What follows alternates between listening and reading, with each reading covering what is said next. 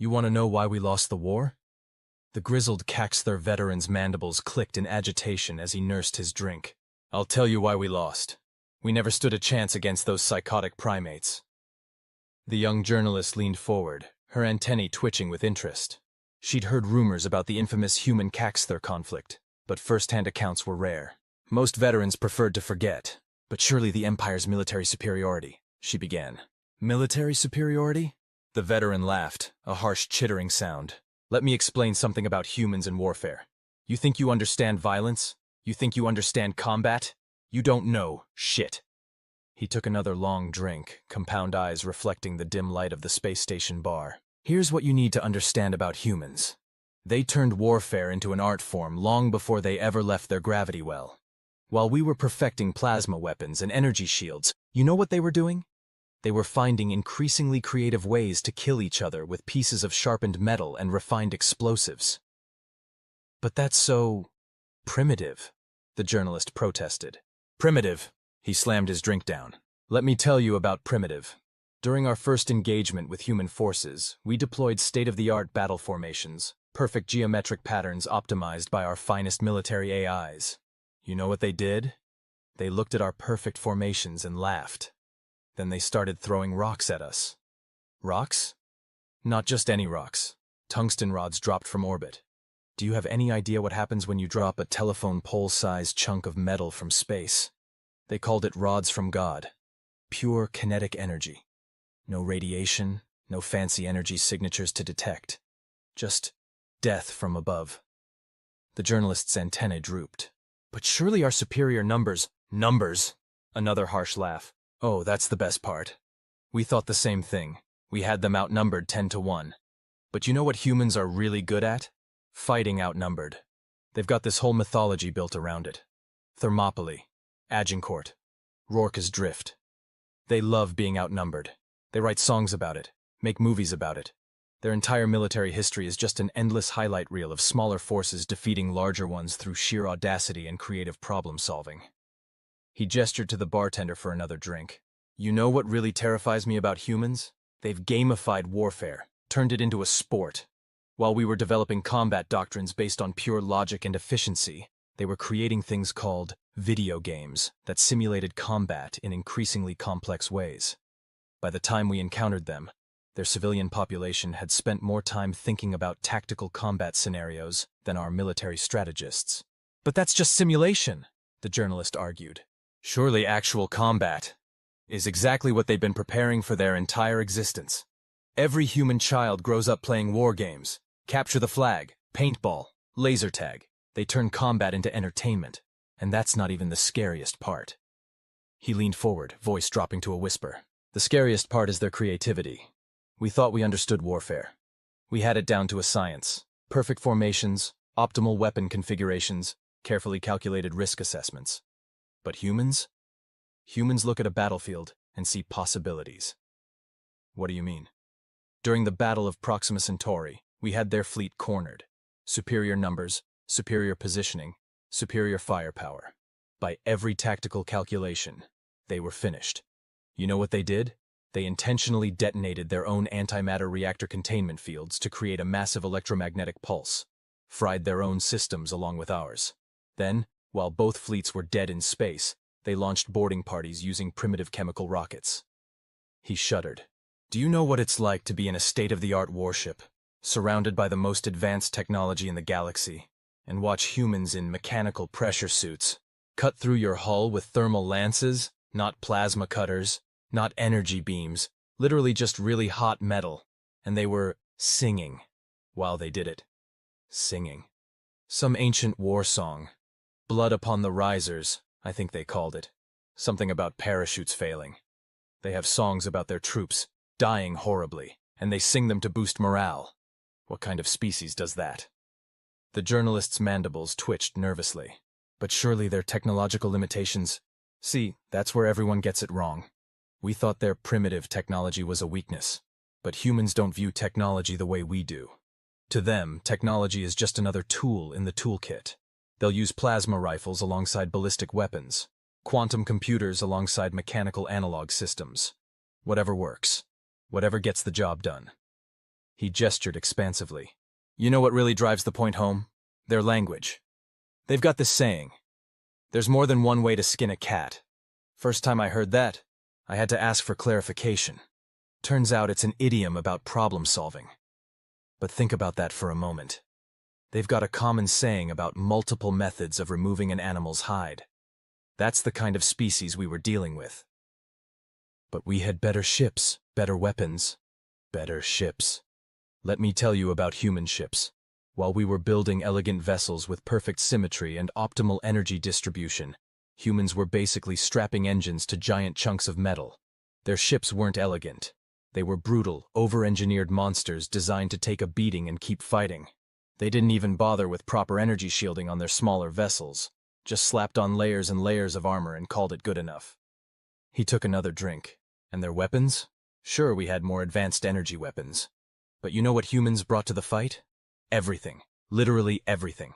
Energy weapons, projectile weapons, kinetic kill vehicles, chemical weapons, biological weapons. If it could hurt someone, they'd weaponized it. They even weaponized information. Mimetic warfare.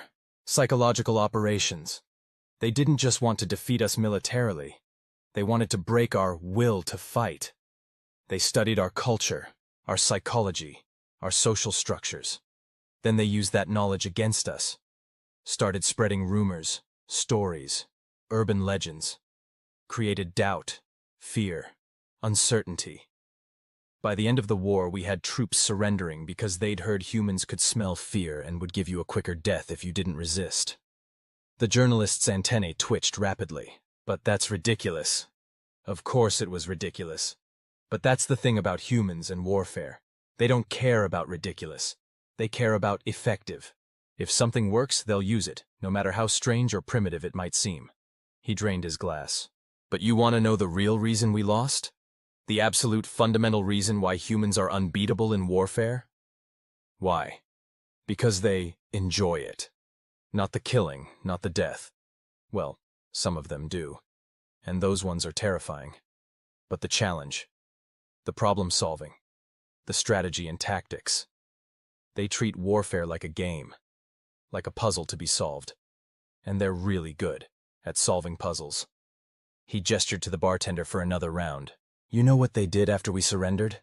They invited our military leadership to something called a paintball tournament.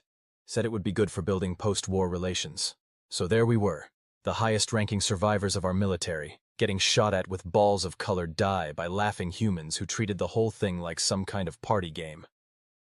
That's disturbing, the journalist said. Disturbing doesn't begin to cover it. You know what their civilian population was doing during the war? Building model replicas of our ships and vehicles for entertainment. Creating simulated battles in their video games. Writing speculative fiction about different ways the war could have gone. Their entire society is geared towards thinking about, analyzing, and enjoying conflict. He leaned back, compound eyes reflecting the starlight visible through the station's viewport. So you want to know why we lost the war? Because we were fighting soldiers, while they were fighting warriors. We were fighting with science, while they were fighting with art. We were fighting because we had to, while they were fighting because they'd spent their entire existence waiting for a chance to prove themselves against an alien enemy. The journalist was quiet for a long moment, processing this information. Finally, she asked, "Do you think they'll ever change? Become more civilized?" The veteran chittered with dark amusement. Civilized? They are civilized. That's what makes them so dangerous. They've managed to maintain their warrior spirit while building a sophisticated civilization. They've got ballet dancers who practice martial arts, scientists who play war games in their spare time, politicians who hunt for sport. Their entire culture is built around the idea that you can be both civilized and dangerous. He gestured to a group of humans at the other end of the bar, who were cheerfully arm wrestling while placing bets. Look at them. Right now they're just having fun, engaging in friendly competition. But I've seen what happens when you push them too far. When you threaten their worlds, their people, their way of life. They stop being civilized real quick. And then? Then you see why every species that's ever fought them has ended up either dead or surrendering. And what's that? Because humans don't just practice warfare. They don't just study it. They don't just enjoy it. They transcend it. They turn violence into art, conflict into dance, battle into symphony. They are the gods of war, and the rest of us? We're just fumbling around with basic arithmetic while they're composing grand operas of destruction. He finished his drink and stood up, mandibles clicking softly. So, next time someone tells you humans are primitive because they still use projectile weapons, or backwards because they maintain standing armies, or uncivilized because they enjoy combat sports, remember this conversation. Remember that every piece of primitive technology they keep around is because they've found a use for it that our advanced civilization never considered. Remember that their backwards military traditions have been honed by millennia of constant warfare. And remember that their uncivilized love of competition is what drives them to constantly innovate and improve. The veteran headed for the door, then paused. Oh, and one more thing. If you ever find yourself in a fight with a human, surrender. Immediately. Because if you don't, they'll take whatever you're fighting with, figure out how it works, improve upon it, and then use it against you. And they'll probably be humming a cheerful tune while they do it. With that, he chittered one last time and left, leaving the young journalist to contemplate the implications of a species that had turned warfare into an art form, and why that made them the most terrifying warriors in the known galaxy. The humans at the end of the bar were now singing something about a grand old Duke of York who had 10,000 men. The journalist decided she didn't want to know the rest of the lyrics. Some questions were better left unanswered. The journalist was about to leave when one of the humans from the singing group approached the bar next to her. He was wearing what appeared to be a formal military uniform, though the abundance of colorful ribbons and medals seemed almost gaudy to her Kax'thar sensibilities. "Couldn't help but overhear some of your conversation," he said casually, ordering something called a whiskey. "Your friend there got some things right, but he missed the best parts." Her professional curiosity got the better of her. "Best parts?" The human grinned, and she noted with mild alarm that humans showed teeth when expressing amusement, a gesture that would signal imminent violence in most civilized species. "Oh yeah, see, your veteran friend there? He only saw us during wartime. That's like watching the finale of a performance without seeing any of the rehearsals." He settled onto a bar stool, and the journalist found herself unconsciously leaning away from his casual confidence. "Did you fight in the war?" she asked. "Me? Nah, I was just a kid then. But I've studied it. We all have. It's required learning now. How not to start an interstellar war 101. He chuckled. Though honestly, it should be called How to End One Really Quickly if someone else starts it. He gestured to the stars visible through the viewport. "Look out there. You know what most species see? Resources, territory, strategic positions. You know what humans see? Every science fiction story we've ever written. Every space battle we've ever imagined, every heroic last stand and desperate gambit and clever strategy we've ever dreamed up." The human's expression grew serious. "But you want to know the real kicker? The thing that truly makes us dangerous?" "What's that?" "We don't actually want to fight. We prepare for war constantly, obsessively. But our greatest heroes are the ones who find ways to avoid it. We celebrate the commanders who win without fighting, the diplomats who prevent conflicts, the leaders who maintain peace." He finished his drink. "That's what makes us the gods of war. We understand it well enough to know when not to use it. Your veteran was right about us turning warfare into an art form, but he missed the most important part. Like any true artist, we know that our greatest works often come from choosing not to create at all."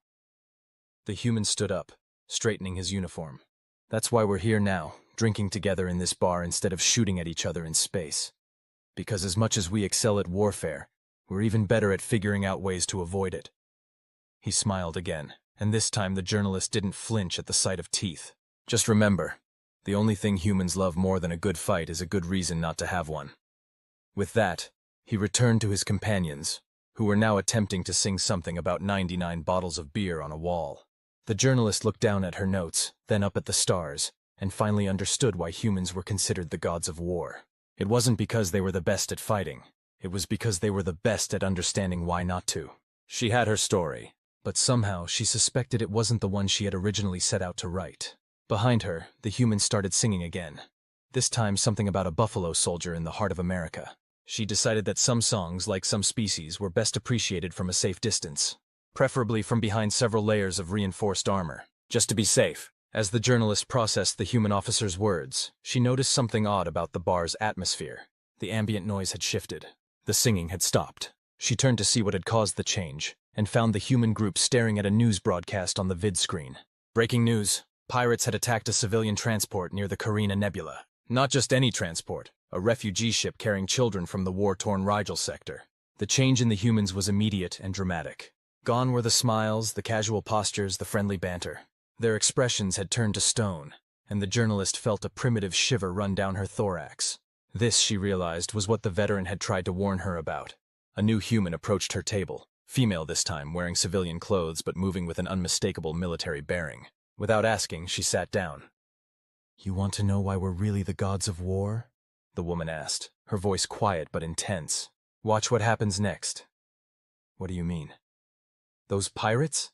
They just made the biggest mistake of their lives. They broke one of humanity's fundamental rules." "You have rules for warfare?" The woman's laugh was nothing like the earlier human's friendly chuckle. It reminded the journalist of the sound ice makes when it cracks. "We have rules for everything. Codes of conduct, laws of war, Geneva Conventions, rules of engagement. But some rules?" She nodded toward the screen.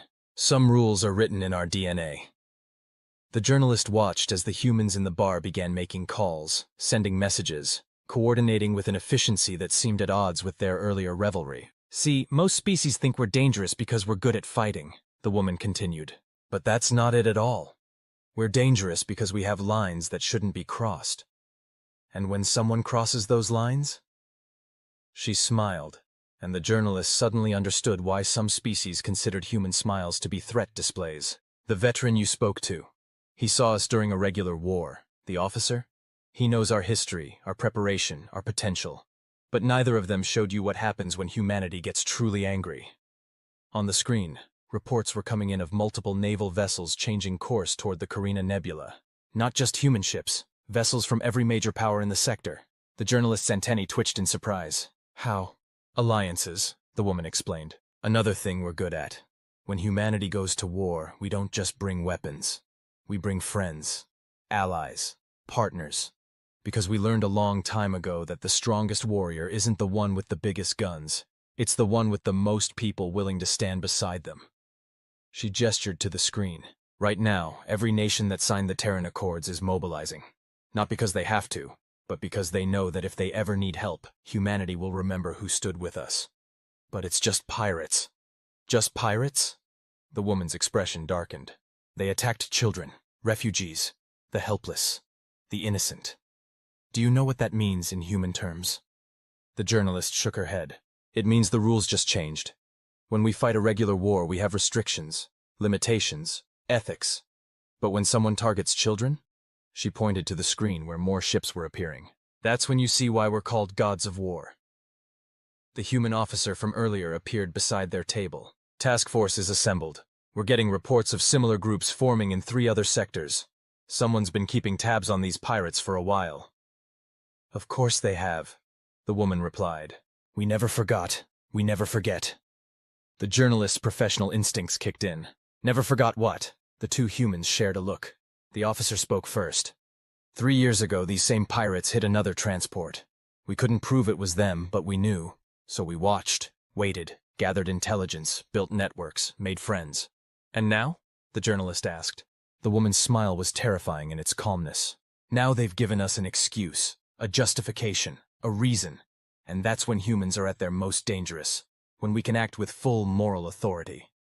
On the screen, the first reports of engagement were coming in. The journalist watched in amazement as ships from a dozen different species moved in perfect coordination, cutting off escape routes, isolating pirate vessels, executing maneuvers that seemed impossible for such a diverse fleet. "How are they working together so smoothly?" "Because we trained them," the officer said proudly. "After the war, we shared our knowledge, our techniques, our experience. Not everything, of course, we're not stupid, but enough. Because we learned that the only thing better than being good at warfare is having allies who are good at it too." "And who trust you," the woman added. "Trust is a weapon more powerful than any battleship." The journalist watched as the operation unfolded with ruthless efficiency. Within hours, the pirates were cornered. The refugee ship was secured. And then... "Wait," she said. "They're offering the pirates a chance to surrender?" "Of course they are," the woman said. "That's rule 1 of human warfare. Always offer a chance to surrender. Always provide an out. Because the goal isn't to destroy your enemy." "It's not?" "No," the officer replied. "The goal is to make sure they never want to fight you again. And sometimes, the best way to do that is to show mercy when you have every right not to. The journalist watched as most of the pirate ships surrendered. A few tried to fight, a few tried to run, none succeeded. And that, the woman said, standing up, is why we're the gods of war. Not because we're the strongest, or the most advanced, or the most brutal, but because we understand that true power isn't about winning fights. It's about choosing which fights are worth winning, and how to win them in ways that prevent future fights. She straightened her civilian jacket, and the journalist suddenly realized why her bearing had seemed military.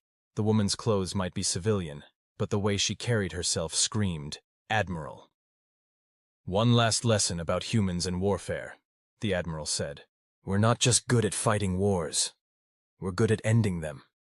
Sometimes with violence, sometimes with mercy, sometimes with a combination of both. But always, always with purpose." The officer nodded in agreement. The pirates thought they could get away with it because they didn't understand humanity's rules. They thought that because we sing and drink and play games, we're not serious about warfare. They forgot, the Admiral concluded, that gods can be both merciful and terrible. And humanity, we've had a lot of practice at being both. The journalist looked back at the screen, where the combined fleet was now escorting the captured pirate vessels to the nearest starbase. The refugee ship was being attended to by medical vessels from 3 different species, and humanity had once again demonstrated why they were considered the gods of war. Not through superior technology, not through greater numbers, not even through better tactics, but through something far more powerful: the ability to unite others in a common cause, to fight with both fury and restraint, and to turn potential enemies into lasting allies. The humans in the bar had resumed their singing, but this time it was different. This time they sang something older, deeper, more meaningful. A song about amazing grace and how sweet the sound. The journalist had heard humans sing several times that night. But this was the first time she understood why they did it. Sometimes even gods need to remind themselves of mercy. The pirate incident had drawn quite a crowd to the station's bar. The journalist noticed a group of younger aliens, students by their markings, gathering around an elderly human wearing what appeared to be some kind of ceremonial uniform. Unlike the active military personnel, his uniform was adorned with aged medals and weathered insignia that spoke of conflicts long past. "Is it true?" one of the students asked. "About the Great Memorial?" The old human's eyes crinkled at the corners. "Ah, you're wondering about how we remember our wars." The journalist found herself drifting closer, datapad at the ready. This was an aspect of human warfare she hadn't considered: how they preserved their martial history. "On Earth," the veteran began, "there's a wall. A simple thing, really. Black stone, polished to a mirror finish. On it are names. Just names. Tens of thousands of them. People go there to touch the names, to make rubbings on paper, to leave flowers and medals and letters." "But why?" a young Centaurian asked. "Why remember the dead this way?" "Because every name has a story," the old human replied. "Every single one. We don't just remember our victories, you see. We remember our losses, our sacrifices, our mistakes. That's another thing that makes us different." The Admiral from earlier appeared, silently taking a seat nearby. The old veteran nodded to her in acknowledgement before continuing. "Most species build monuments to their victories, statues of great generals, memorials to decisive battles. We do that too, but—" He paused, taking a sip of his drink. "We also build monuments to our failures, to our losses, to the cost of war itself." "But why?" another student asked. "Why remember defeat?" "Because that's how you learn," the Admiral interjected. "That's how you make sure it doesn't happen again. Every name on that wall is a lesson written in blood." The old veteran nodded. "We have a saying: those who cannot remember the past are condemned to repeat it. But for humans, remembering isn't just about facts and figures. It's about stories, emotions, connections." He pulled something from his pocket, a small metal object on a chain. "This belonged to my grandfather. He fought in what we called World War II, just one of millions. When I was a kid, he didn't tell me about the victories. He told me about the friends he lost, the horrors he saw, the cost of war." "That seems counterproductive," one of the students observed. "Wouldn't that discourage warriors?" The Admiral laughed softly. "You'd think so, wouldn't you? But it has the opposite effect. Because when humans go to war, we don't just carry weapons. We carry memories, stories, Lessons learned in blood and fire. Every human warrior, the veteran continued, carries the weight of those who came before. Not just their victories, their sacrifices, their losses, their pain. It makes us better warriors because it makes us understand the cost of warfare. The journalist's antenna twitched with interest. Is that why humans seem to approach warfare differently than other species? Partly, the Admiral said. Most species view war as a means to an end, a tool, a necessity. We view it as a story that's still being written. Every battle, every conflict, every war, they're all chapters in a book that began when the first human picked up a rock to defend their tribe. And we're still writing it, the veteran added. Still adding chapters, still learning, still remembering. One of the students gestured to the newsfeed, still showing updates from the pirate incident. Is that why everyone responded so quickly? Because of memories? Exactly, the Admiral said. When we saw that refugee ship being attacked, we didn't just see a current event. We saw every refugee ship that's ever been attacked, every innocent that's ever been harmed. Every time someone thought they could prey on the weak and get away with it. We remember, the veteran said softly. We always remember. But it's more than that, the Admiral continued. We also remember every time someone stood up to protect the innocent. Every time different species came together for a common cause. Every time mercy was shown when vengeance would have been easier. The veteran held up his grandfather's dog tags. These remind me of something important about human warfare. We don't fight because we love war. We fight because we remember what happens when good people do nothing. And that, the Admiral added, is why we train so hard. Why we prepare so thoroughly. Why we build alliances and share knowledge. Because we remember every time we weren't ready. Every time we were too slow. Every time we failed to protect those who needed protection. The journalist looked at her notes, then at the assembled group. So humans are gods of war not just because of how you fight, but because of how we remember, the veteran finished. How we learn. How we carry the weight of every conflict, every loss, every victory, every sacrifice. The Admiral stood, straightening her civilian clothes. That's why those pirates never stood a chance. Not just because we had superior forces or better coordination, but because every human who responded carried with them the memories of every other time someone tried to prey on the innocent. And the mercy offered to the survivors?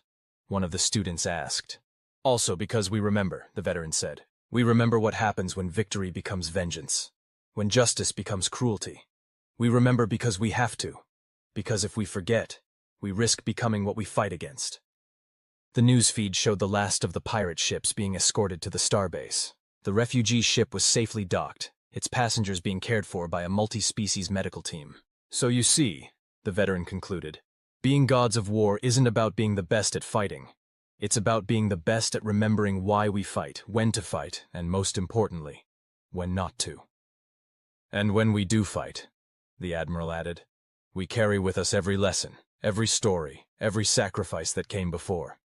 It makes us better warriors not because it makes us stronger or faster or more skilled, but because it makes us understand the true cost of warfare, the veteran finished. And that understanding makes us both more terrible in battle and more merciful in victory. The students absorbed this in silence. The journalist looked at her notes, realizing she now had enough material for not just one article, but an entire series. Behind them, the humans in the bar had started singing again. But this time it was different. A slow, mournful tune about poppies growing in fields where soldiers had fallen long ago. The journalist understood now. Humans weren't just gods of war because of how they fought.